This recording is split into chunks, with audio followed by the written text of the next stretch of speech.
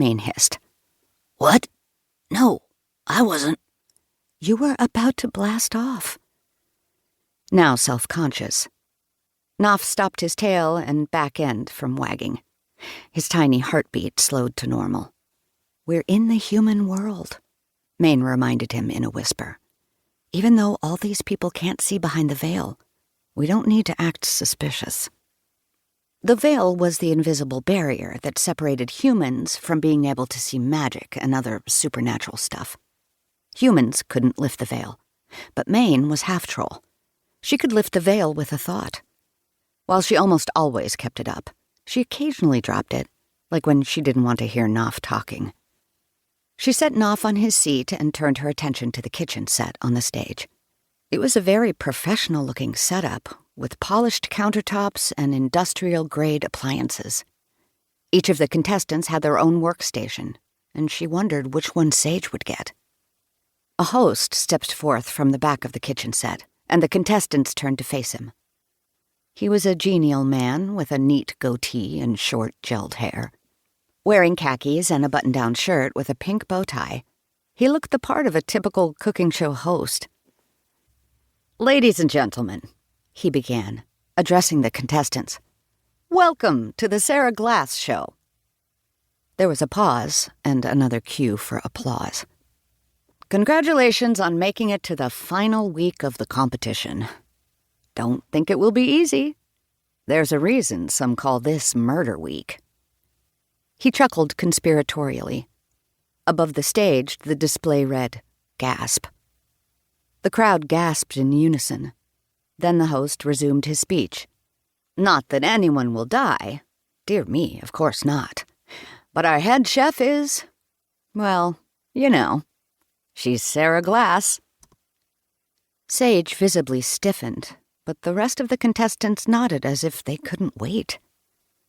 "If you can impress Chef Sarah and survive the elimination rounds, you just might win."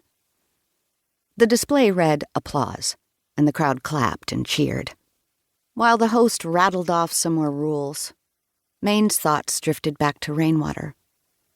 How was everyone back home? Home? She inwardly laughed.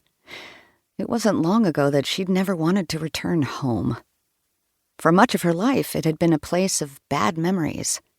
Her mother's death, her father, who she'd greatly misunderstood. In short, a messed-up childhood. Now, she was a part of the sleepy little town inhabited by a population of predominantly magical beings.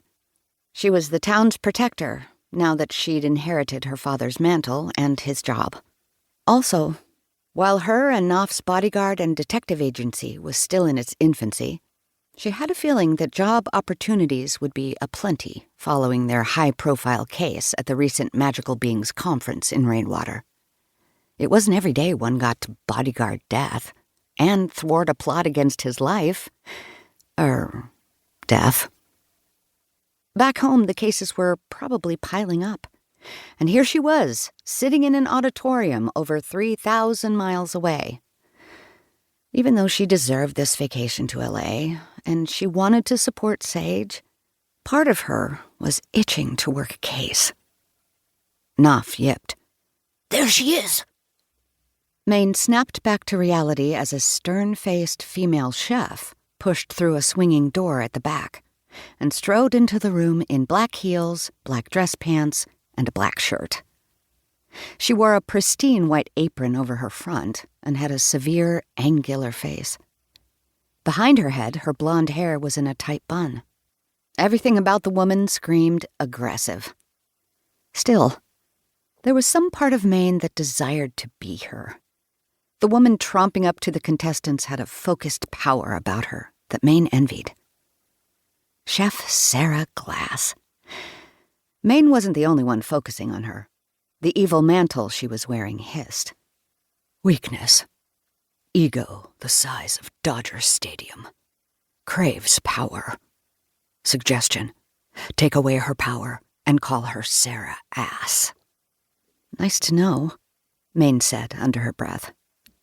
It was a good thing that only she could hear the mantle's words.